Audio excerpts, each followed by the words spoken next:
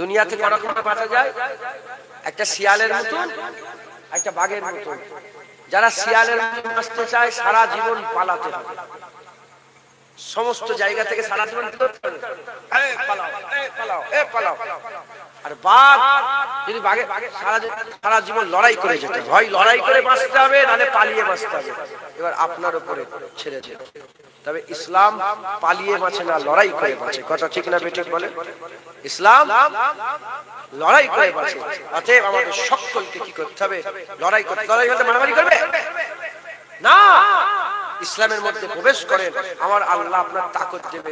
ওমরে ফারুকের নাম শুনে যেমন পৃথিবীর সারা বিশ্বের সবচেয়ে বড় নেতা কাচার খেয়ে জমিনে পড়ে গেছিল, তোমার নাম শুনেও তোমার গ্রামের লোক ভয় খেয়ে যাবে, আশপাশের ওই গায়ের কম গুন্ডা মাস্তান ভয় খেয়ে যাবে। কথা ঠিক না বলে?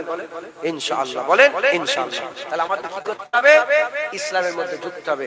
ফিকির করবেন, চিন্তা করবেন যে আমি কোন জিনিসটা ইসলামের বিরুদ্ধে চলছে। কোন আমি দাঁড়িয়ে আছি, এটা ইসলামের বিরুদ্ধে, আমাকে দাঁড়িয়ে রাখতে হবে। আল্লাহ আমার তাকত দেবে।